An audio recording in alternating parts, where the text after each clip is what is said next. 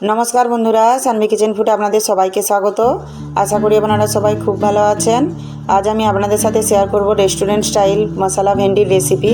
Eighty खूब सहजे आपनारा बाड़ीते बानिये निते पारबेन एबं खेतेও होबे दारुण टेस्टी। तो पुरो भिडियोटी प्लिज स्किप ना करे अवश्यई देखबेन।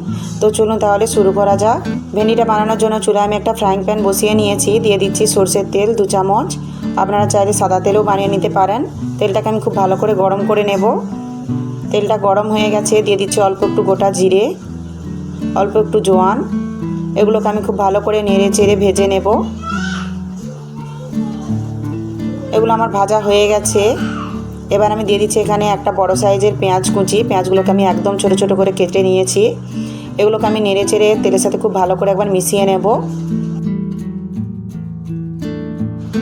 দিয়ে দিচ্ছি হাফ চামচ রসুন কুচি। রসুনগুলোকে আমি একদম ছোট ছোট করে কুচিয়ে নিয়েছি। এগুলোকে নেড়ে চেড়ে মিডিয়াম আঁচে আমি অল্প একটু ভেজে নেব যাতে এর কাঁচা গন্ধটা চলে যায়। চুলা আঁচটা মিডিয়ামে রেখে এই কাজটা করে নেবেন, তা না হলে পেঁয়াজগুলো পুড়ে যেতে পারে। এগুলোকে আমি হালকা করে ভেজে নিয়েছি। রসুনের কাঁচা গন্ধটা আমার চলে গেছে। এবার আমি দিয়ে দিচ্ছি এখানে 250 গ্রাম ভেন্ডি। ভেন্ডিগুলোকে আমি খুব ভালো করে ধুয়ে পরিষ্কার করে নিয়েছি এবং ছোট ছোট টুকরো করে কেটে নিয়েছি। এগুলোকে আমি নেড়ে চেড়ে 2 থেকে 3 মিনিট মতো মিডিয়াম আঁচে ভেজে নেব।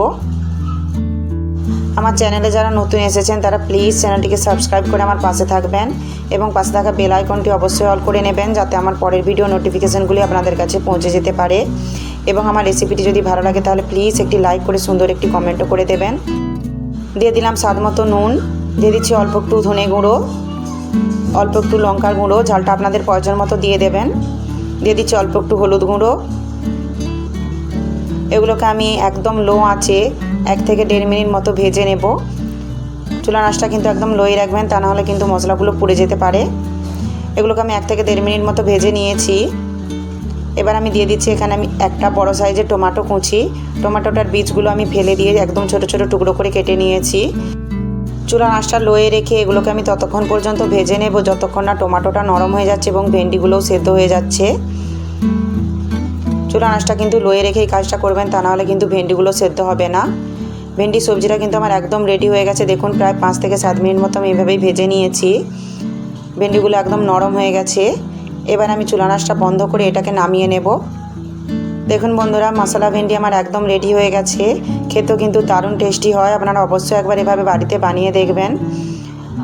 আমার রেসিপিটি যদি আপনাদের ভালো লাগে তাহলে প্লিজ লাইক শেয়ার এবং সাবস্ক্রাইব করে আমার পাশে থাকবেন এবং পাশে থাকা বেল আইকনটি অবশ্যই অল করে নেবেন যাতে আমার পরের ভিডিও নোটিফিকেশনগুলি আপনাদের কাছে পৌঁছে যেতে পারে। এবং কমেন্টে অবশ্যই জানাবেন আমার রেসিপিটি আপনাদের কেমন লাগছে।